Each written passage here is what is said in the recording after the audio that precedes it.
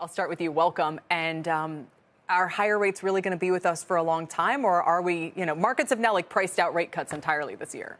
Which I think is the right move given some of the underlying economic fundamentals. I think the next meeting is likely to be perhaps a pause, but it might be more appropriate to call it a skip.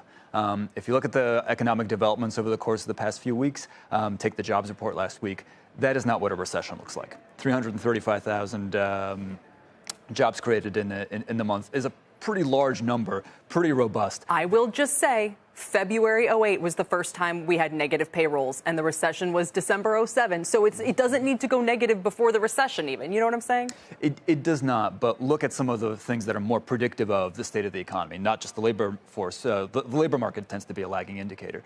Look at things like excess reserves. Look at things like excess savings built up during the pandemic that is still getting put to work. Only about half of those have been worked off. I think the consumer is fundamentally healthy, but the consumer also feels kind of bad because you asked a very generic question. Do you feel good about the housing market? Do you feel like it's a good time to buy a house? Well, of course, it's not a good time to buy a house. Do you feel good about your own finances? No. People are saying not really because of inflation. Paul, where is your head these days? Bullish, bearish? I guess agnostic is not really a choice. So, I think that what we are seeing, as Andy's been saying, that there is some more resilience in the consumer. This is not your classic economic downturn, but there's also, I think, a lot more uncertainty out there. The payrolls report itself is just less reliable as an indicator of what's actually going on in the economy. The JOLTS data is frankly sheer guesswork by this stage. So we are struggling a little bit in the terms of the precision.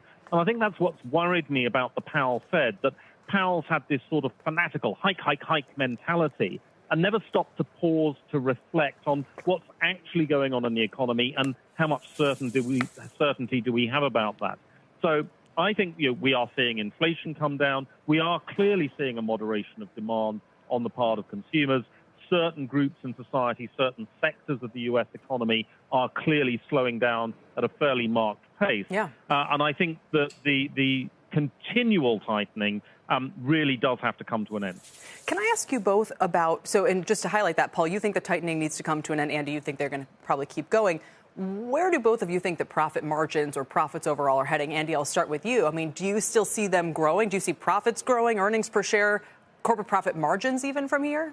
So profit margins declined a little bit last year, but they're still elevated relative to long-term history. I think what we saw last year is, frankly, companies doing a pretty good job being able to pass through higher costs to consumers, sacrificing only a little bit of margin at the time. This is all a function of what I think is a very tight economy. And regardless of whether we're headed for a recession or a soft landing, as hard as it is to achieve one, I feel like profit margins over the next few years are likely to normalize, likely to come down a little bit. And that's still supportive of a expanding economy? Because I hear that and I'm like, ha. That means, bad things are coming. But profit margins are a function of a lot of things. They're a function of how well can you push on costs to consumers. Consumers have capacity to spend. It's really their will right now. If you look at the data, they have cash. They're just not really eager to spend it if you ask them very generic questions like, do you want to buy a house? Do you feel like it's a good time to buy a car? It's hard to feel good about these decisions. Or even for consumer products, I don't want to pay 13% more than I did last year. Paul, real quickly, in a word, where do you think profits are headed? I think particularly towards the end of supply chains where we've had profit-led inflation, there's now going to be growing consumer resentment and political pressure, and that's going to be squeezing margins towards the end of supply chains because there have been excess profits being generated.